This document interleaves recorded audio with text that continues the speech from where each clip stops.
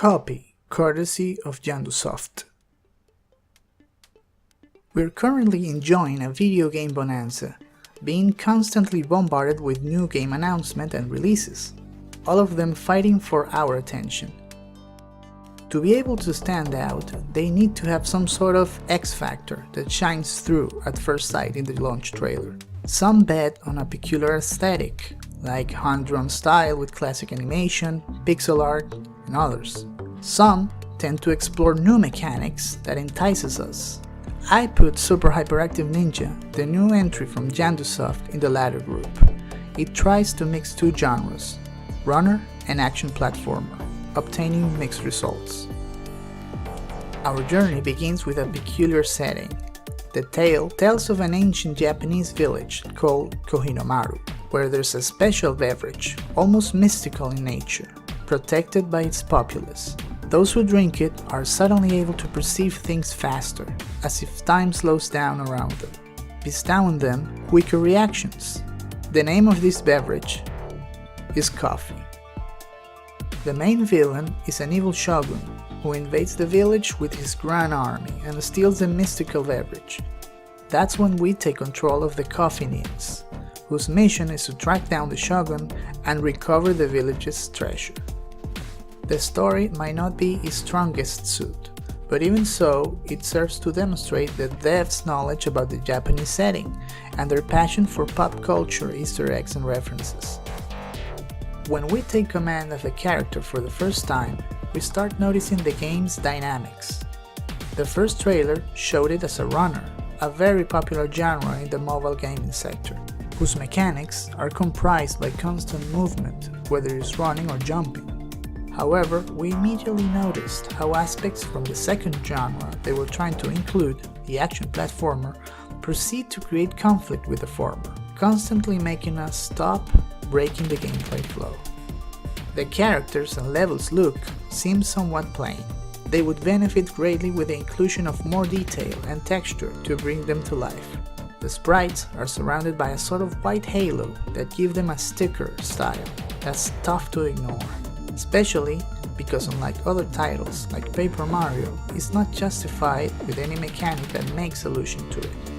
The backgrounds look particularly spacious due to the lack of elements and texture variety on them. Seemingly, the game would have looked better if it had used a pixel art aesthetic. After doing some research on this game, I found out that it's actually a remake of Hyperactive Ninja, an Android runner that was released 8 years ago, on 2010, whose mechanics were only running and jumping, including wall jumps, using a single input system, by tapping the touchscreen. Its aesthetic was pixel art style, very much like the NES classics. It all started to make sense. The most enjoyable moments of the game are comprised by the sections where it adheres to its runner roots, running and jumping, while dispatching enemies and avoiding obstacles. They are very entertaining while they last. Additionally, each character in the roster has a special power, running over water, freezing stuff with an icy breath, climbing walls using suction cups, or becoming invisible, that eventually can be shared with the other ninjas by the way of power-ups distributed along the levels, or they can be bought from an item store before selecting a stage. This adds a strategy touch, making us decide which character would be best for each challenge. Everything hinges on the hyperactive mode that you can switch on and off with a single press of a button. In order to use it, you need to drink coffee. Your coffee bar acts as a magic points bar to use your powers, but it's also a timer. It slowly diminishes over time. If it reaches 0, not only you'll lose the capacity to activate hyperactive mode, but your character will simply drop down to the floor right there and then, and surrender to slumber. Game over. The initial roster includes 6 ninjas, each with their strengths and weaknesses. Among the basic skill sets each one bears, we have stamina, which determines how long does the hyperactive mode can last, strength, and charge speed. However, one of the most influential is the so-called rest, that performs as a refractory period after you switch off the hyperactive mode. Those characters with a higher rest skill can become a real pain, as they tend to get stuck hyperventilating as if they were having an asthma attack, whether they were running for a single second or 10. All the while the enemies revel in punishing you for it. Konohimaru, the first character we're introduced to, is the most balanced of the bunch. With him, we can learn the basic mechanics of the game. Gradually, we start unlocking the rest of the gang, like Kumo, an elderly ninja who can run over water, and Jaiba, brandishing his inseparable katana, whose designs are varied, all of them inspired by Japanese culture. Super Hyperactive Ninja is hard. The challenge mounts up with each new stage, even though the promotional material constantly says that it's tough but fair. We can find all sorts of levels, ranging from interesting entries with great level design that test both our mental quickness and reflexes, to others that appear to come from the infernal bag of Super Mario Maker troll levels. A bona fide trial of patience. Trial and error is a fundamental part of every classic platformer. However, in this case, it interferes with the fluidity we expect when we play a runner. We continually engage the hyperactive mode only to be forced to switch it off almost at once due to a new enemy or obstacle that was impossible to see right around the corner, which lead us to inevitably die over and over and has nothing to do with our skills. The game dynamics feel like driving a racing car that goes full throttle and then does a sharp brake every 3 seconds. It can become a very frustrating experience. Boss design include compelling concepts, like a possessed skeleton whose spirit can come out of his physical frame to attack you, or a robust Oni who endlessly chases you to crush you under his enormous club. Nevertheless, at the moment of execution, they're not as imposing. Their skills repertoire becomes repetitive very fast and can be beaten without much fuss. Although, when they join forces in some stages of the game, it's a whole new ballgame. The final boss battle is a true challenge. Only the most skilled and patient will be able to overcome it.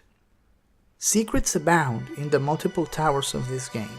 Their stages are sprinkled with shortcuts that we can exploit to get to the exit much quicker, getting a higher competition score. And hidden objects, like maps, to unlock new towers filled with new challenges, including the secret levels where we can recruit the special guest characters. It's a shame that the game becomes much more enjoyable at the end, when you're able to use all the special powers at your whim and you know every nook and cranny of every stage. Only then we're able to play it like a runner, moving constantly, switching powers, taking shortcuts, trying to break our own best records. A huge difference from the beginning when we were forced to play like platformer, progressing slowly and dying copiously. Super Hyperactive Ninja tries to fuse two different genres, but only comes up demonstrating that it's much more qualified in one of the two. On top of that, we had lackluster aesthetics and high difficulty level. Regardless of its flaws, those who stay resilient and don't let frustration keep them from making progress, or that in fact are looking for a challenge just like this, will enjoy very gratifying moments, and when they're able to unlock all of the characters, the dynamics will become much more enjoyable. This is a good start for the Grimorio of Games developers. Let's hope they keep learning and evolving. Their passion for gaming is obvious. If they commit to polish this concept, it could turn into a very recognizable indie franchise.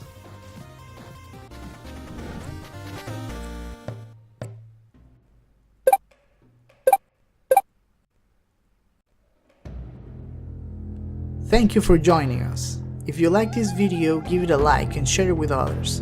Your support inspires us to create bigger and better content. Join the Chutakoopas community in this journey through the infinite gaming world. Leave your opinions in the comment section below. We would love to know what you think and start a conversation with you. Follow us on Twitter, Facebook, and our main site, chutakoopas.com. Looking for gaming t-shirts and hoodies? Visit our virtual Teespring store, Welcome to Chutakoopas, and you'll find tons of designs for you. We'll attach the link in the description. Take a look at the rest of our video gallery. We have podcasts, shows, and Let's Plays waiting for you, just a click away. See you around, and don't ever stop playing.